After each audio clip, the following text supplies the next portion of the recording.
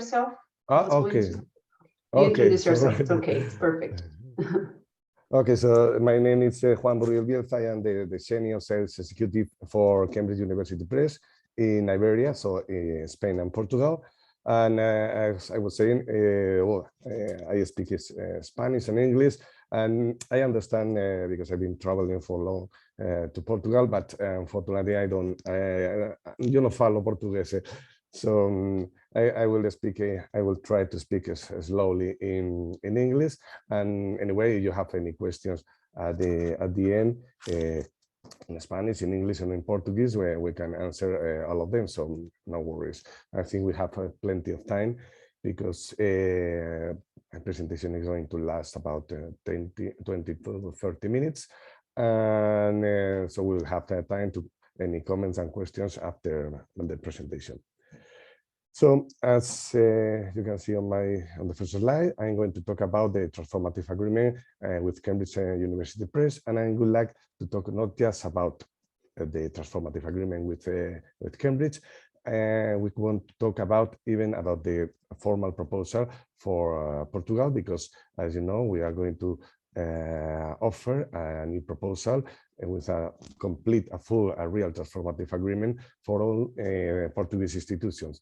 So that's a full presentation about what we are going to cover in this webinar. So firstly, we are going to talk about, generally speaking, about open access, what it means, and what it's, and we are going to talk about ourselves, Cambridge University Press. Secondly, we're going to talk about the transformative agreement and what it involves, and what is a transformative agreement with Cambridge University Press, and what's the current situation with the transformative agreements in Cambridge.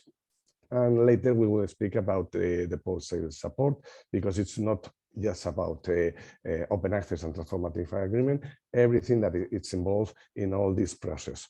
And as I said, there are questions and answers at the end of the presentations. So first of all, well, as you know, open access it's a new well, it's actually it has been in the play for many years, but I think it has been in the last 2, 3, or 4 years when we have been talking more about open access.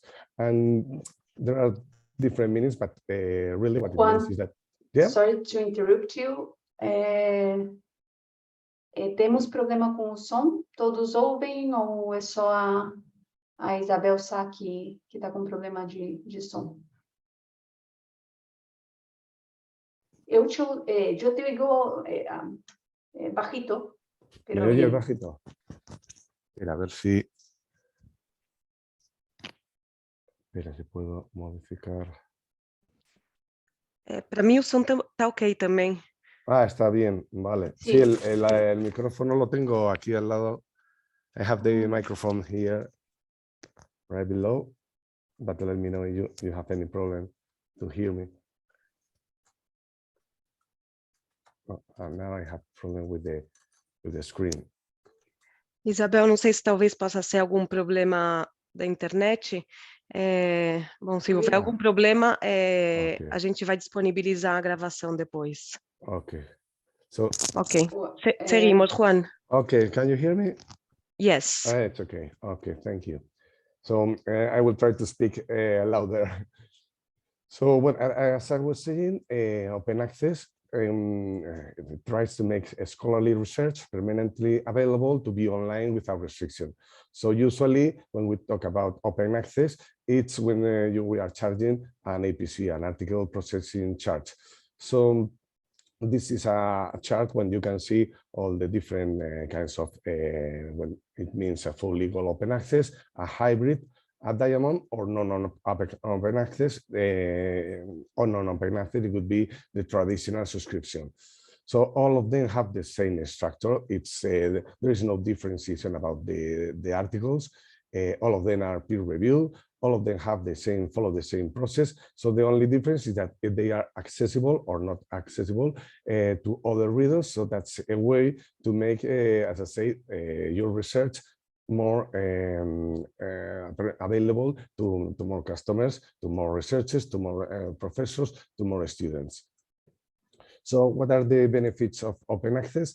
For us, it's key because we have evaluated and we have identified that there are more downloads, up to 3 or 4 more times are downloaded than non-open access articles on average. So that's a key against the traditional, let's say, articles that usually are behind a paywall. That's another important key feature, is that they have higher citations.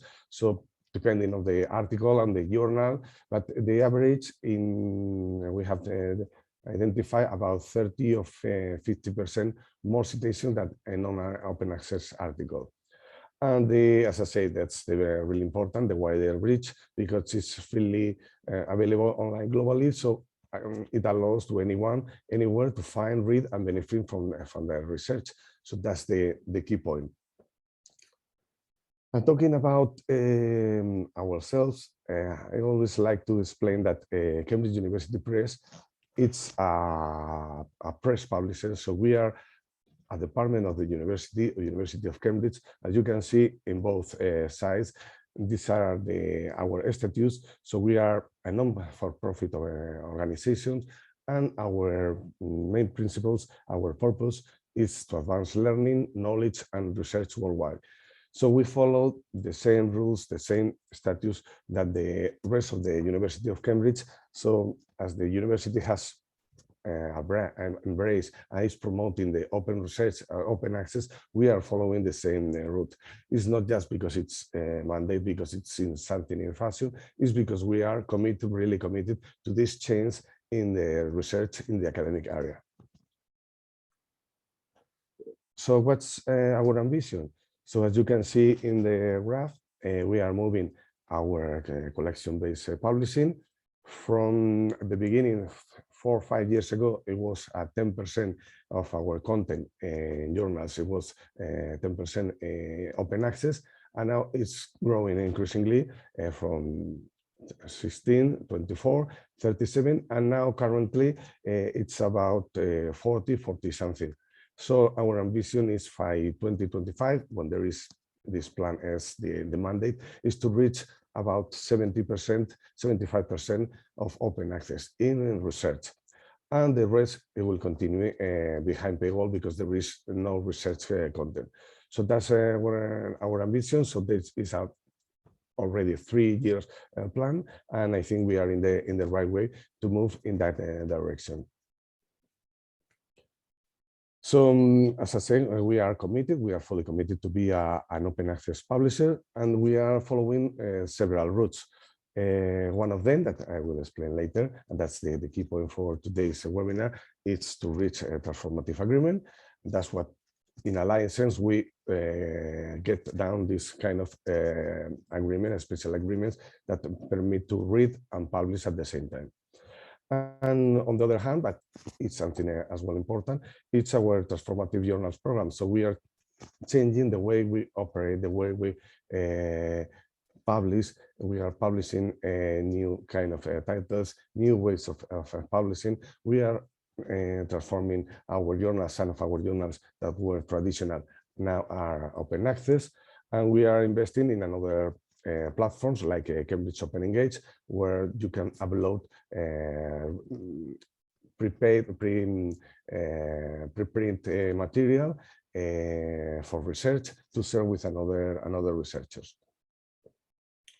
So this is our transformative journal program following the plan S. So far, we have submitted about 109 journals to this to request the transformative journal status, and this is something changing month by month. So about 118 hybrid journals are from us, and 91 that belong to another society partners. So this is our aim, and I have to tell you that we have about for 2023 410 journals in our list, and more than half of them are already submitted, and they have this status as a transformative journal. And we are transforming our journal program, as I said. So you can see from 2018 to 2021, our full package journal has changed. So in the 3-4 years ago, it was hybrid. It was about 70%, 68 exactly, and the goal of the access percentage was very small, and now it has increased. As you can see, the number of non-open access journals, it has decreased dramatically from 26 to 8%, and the number of hybrid and goal open access, it's almost already in 92%, and it goes and goes, and it will continue increasing in the following years. So what's the main topic of the webinar? What's a transformative agreement, and what's a transformative agreement for Cambridge? A transformative agreement that we used to call, or we used to name as read and publish. It means that you can access, as you used to access to our full collection of journals. We have collections for humanities and social science and for STM, but mainly our aim is for the full collection, because we want to have all the journals included in this kind of transformative agreement. So our offering is for the full collection. And at the same time, you can publish without any limit of articles in all these journals, as I say, in gold and hybrid journals. So that's one of the main difference with another transformative agreements. So there is no limit of APCs. You can publish in any of our journals, both gold and hybrid, and that's the key and what it makes. Sorry. And then we think that this is the most effective, affordable, and the sustainable way. And well, as you can see, this is a map that shows all the agreements that we have right now. We have all over the world, many of them in Europe, but in other territories, in United States, in Asia. So far, there are about 2,700 institutions that are covered with this transformative agreement, and they are increasing every year. And that's not the key, because you can see that it's not just, as I say, where there is a mandate, like in Europe, Spain, France, UK, Germany, etc. There are as I say, in Australia, in Asia, in Japan, in India, in United States, and so on.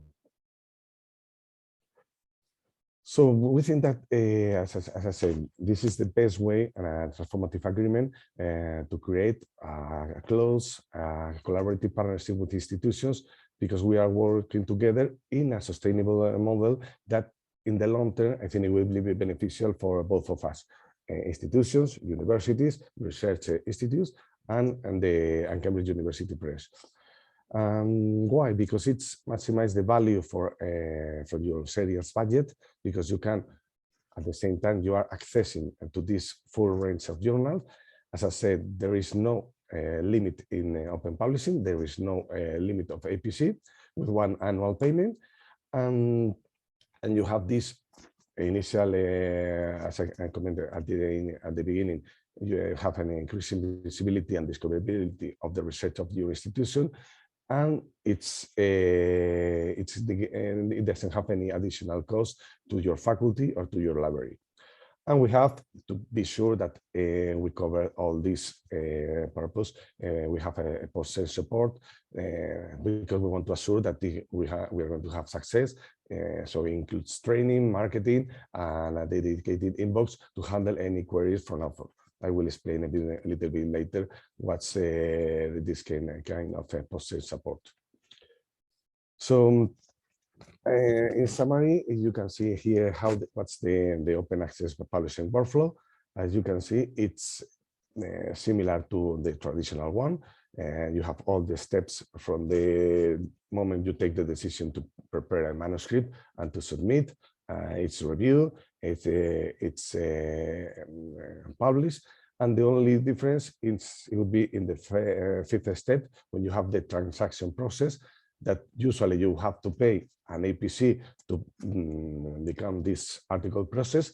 But if you have this agreement, it's not necessary. So it has the same process, the same workflow. It has the same peer review process. And the only difference is that the APC that you have to pay, it's waived. You don't have to pay any APC because you are covered by this transformative agreement. And why do we cover this kind of workflow? So we are working with to process all this administrative that is new. We are working with Right Links that that's a platform that we are sharing with another publisher. So we have a smooth transaction for this article processing charge.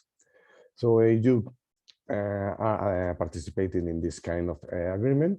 We have built all your details, or the domains, the contact details, so it can facilitate anytime that our researchers can submit an article.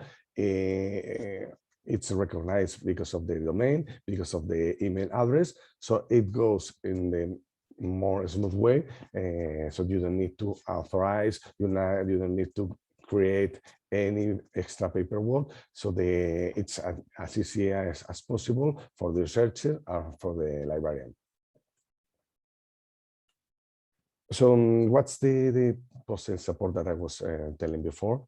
So you have an agreement with us, and you can see, well, we have several web pages, and well, if we are going to pass around this presentation and the recording, you can see in detail our policy about open access and what resources we have about read and publish or transformative agreement. We have a dedicated page on Cambridge Core for each country and for each institution. So each researcher that want to know if they have an agreement, they can see and they can check which journals, what are the recommendations, what are the process that they have to follow. And you have as well promotion on, we have social channels, we have email campaigns, we have reports, monthly reports with all the information, and we do a lot of advertising and marketing to promote and to get to know all this information directly or together with librarians or with the research department in each university. So our aim is to promote and not just to sign a transformative agreement, to promote this agreement and to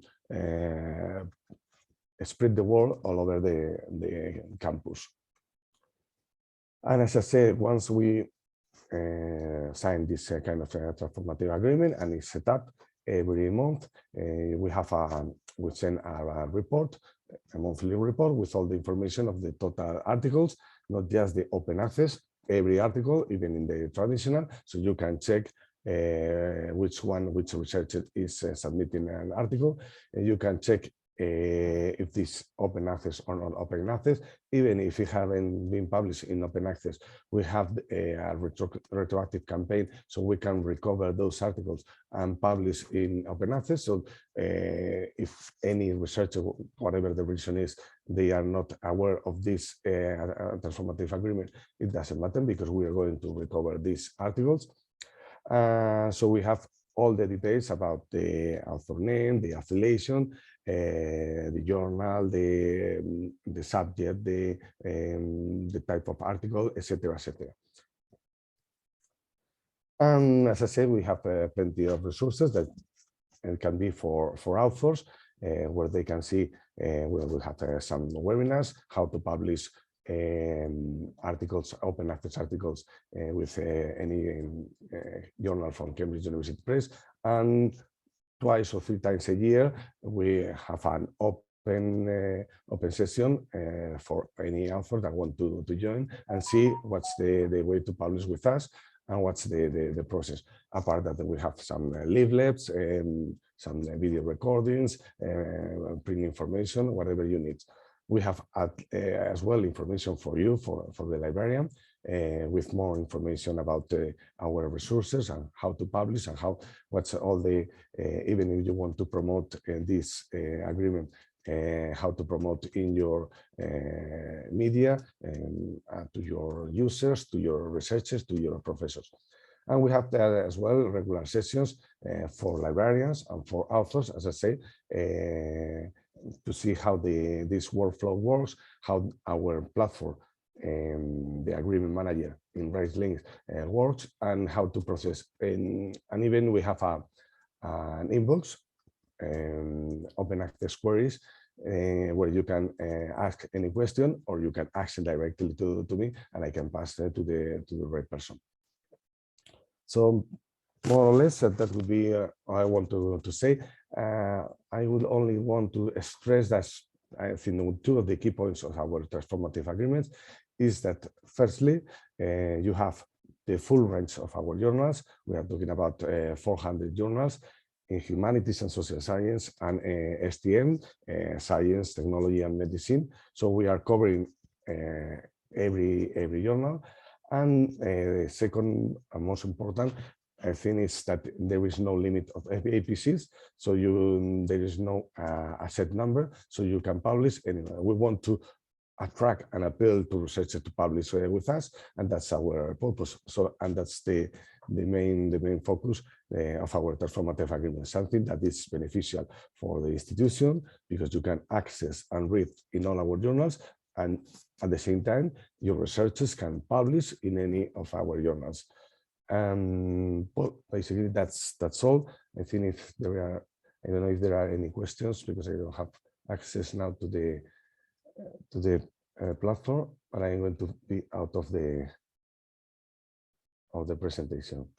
Sim. Eu abro a minha câmera e o meu microfone. Bom dia a todos, que eu não cumprimentei vocês. Muito obrigada pela participação de todos aqui, pela disponibilidade. Juan, muchas gracias. Thank you very much for your availability and your explanation. Vamos abrir agora para perguntas que vocês podem colocar no chat. Não sejam tímidos, perguntem, consultem, tirem suas dúvidas ou comentários, o que vocês quiserem.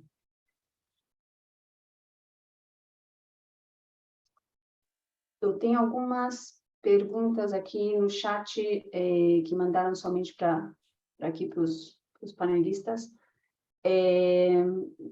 Como foi mandada somente para a gente por tema de proteção de dados, eu não vou dizer o nome de quem enviou.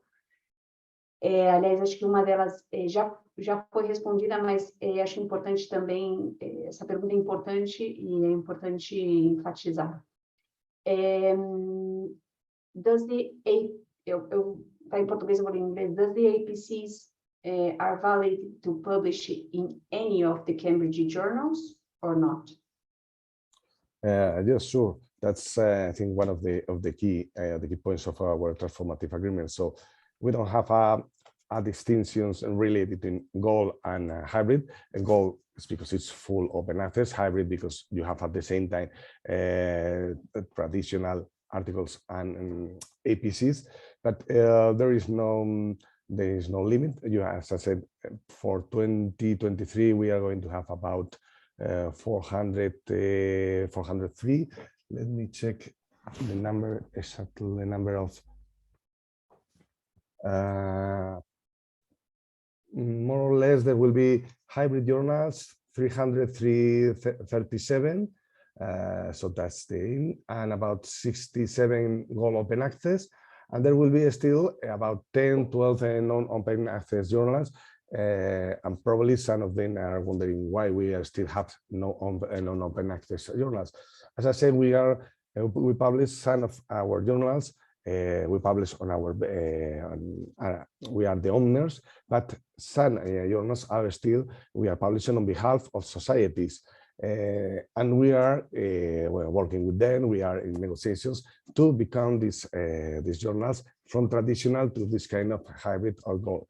So last year, I'm talking about 2022, there were about 30 journals, and we have reduced this number of non-open access journals to 12, and our aim, as I say, is in the future that all our journals will be gold or hybrid.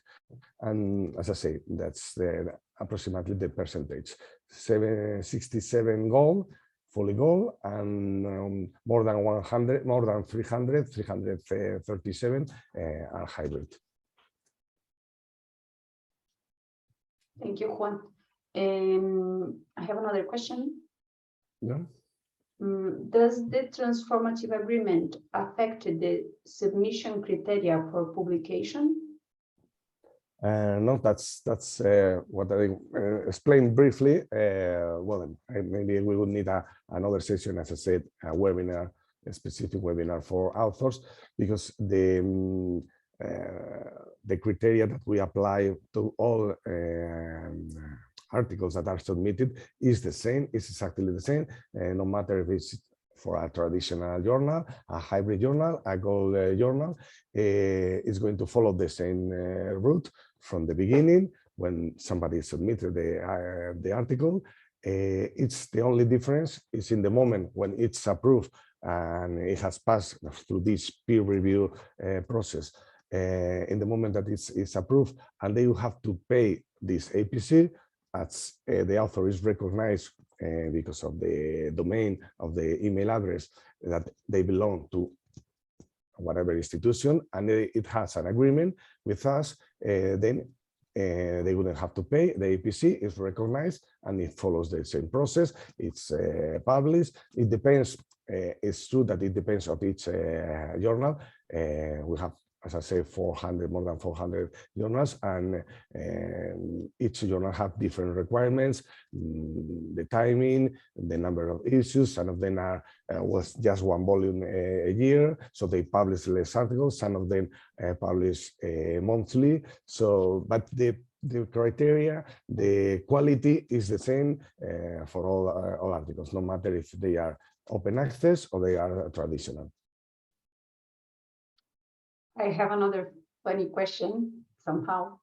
It is, are the APCs really unlimited, or there is a tricky or something? No, that's important to stress, because as a university press, we are fully committed. So I don't remember if there is any exception, but I think there is no exception in any agreement in another parts of the world. But at least it's happening the same in Spain, and that's our aim in Portugal, that there is no limit. We think that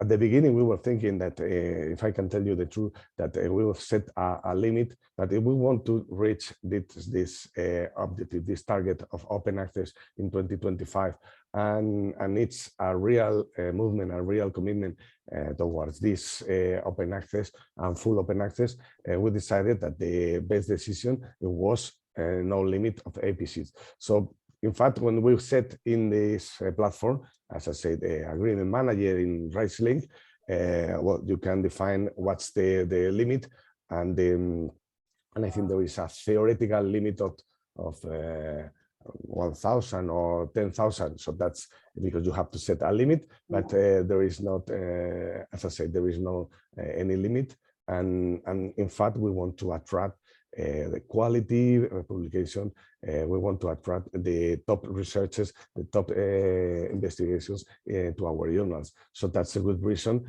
to not set any limit, because otherwise we know there is going to be a barrier, there are going to be obstacles, and we want to get rid of them. So that's our objective, and that's the reason why we are not setting any limit to the APCs. Okay. Look, I have another question. It's in my WhatsApp. So,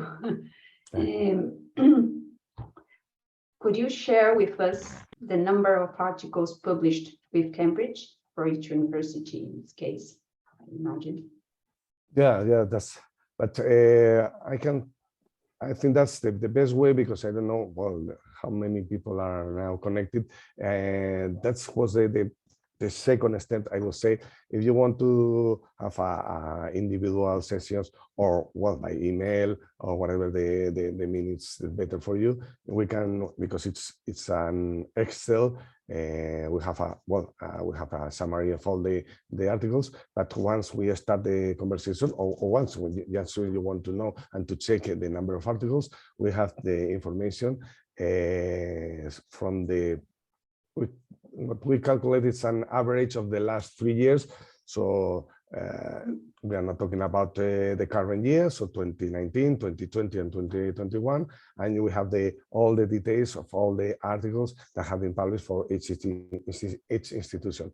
We have an Excel spreadsheet with all the details, as I said, with the DOI, the journal, the details, but on one hand, we can share with all of us right now because it's private, but we can share with each institution one by one if you want, and you can check what's the level of publication so far with us. So we have all that information ready for any institution interested. So there is no problem at all. E esse é um estudo que a Cambridge faz ao detalhe para cada uma das instituições, com o número de artigos e publicados desde 2018 até 2022, isso a gente enviaria individualmente, né? Essa é uma apresentação mais geral, mas nós enviaríamos sem nenhum problema se há interesse para cada uma das instituições, que, aliás, junta-se com a pergunta da Ana Alves Pereira, que está aqui, essa está aberta para todo mundo. Ana, que é da Universidade Nova de Lisboa, she would like to know what are the conditions to join the platform and the prices. Well, part of the reply would be similar. We have a price for each institution. We have set several bands according to the FTE and the size of the institution, and we will try to treat this kind of conversation individually with each institution. So there is no problem later to have this kind of conversation. And about the conditions, there is no any specific condition. So this is a transformative agreement. It's open to any institutions.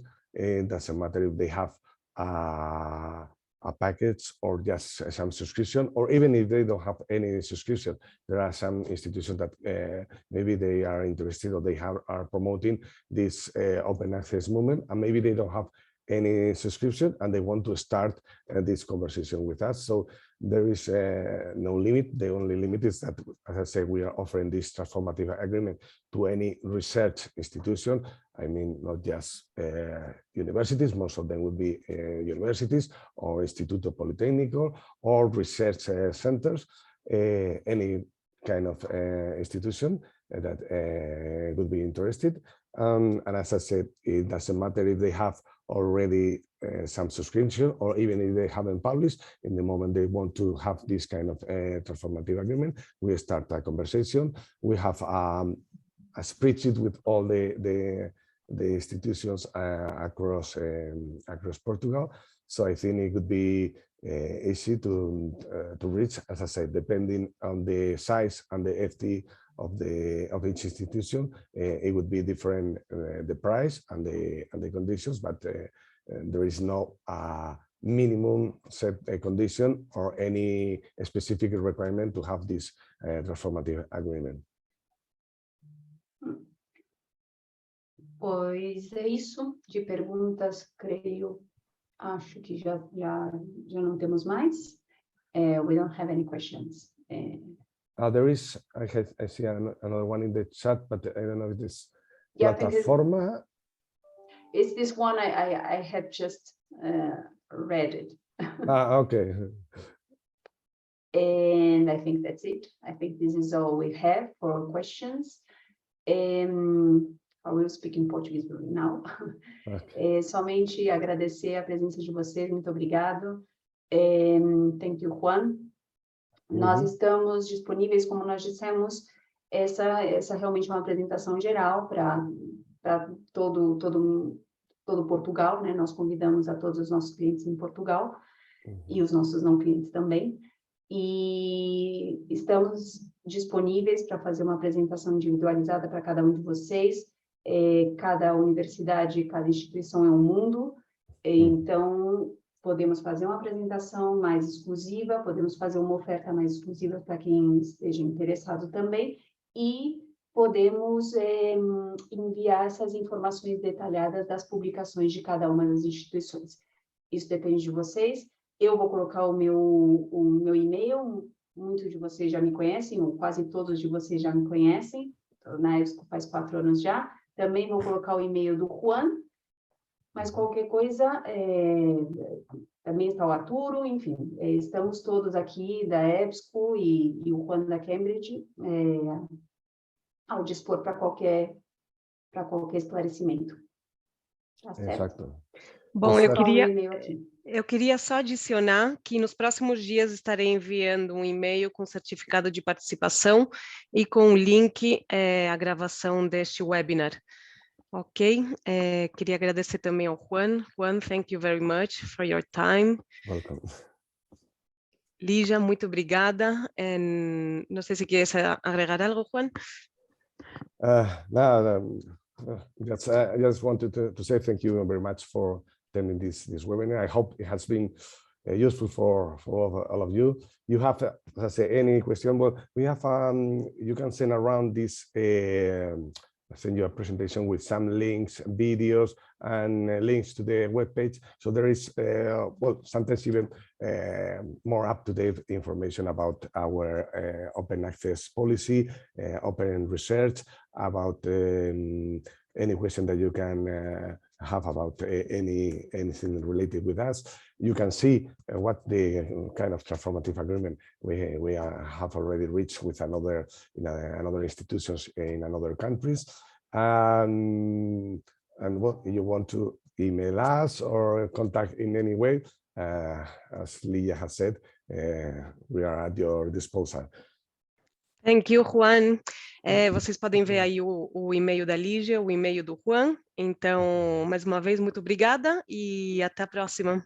E agradecer a você também pela organização. Imagina. Muito Obrigada a vocês. Obrigada. Tchau, até mais. Tchau.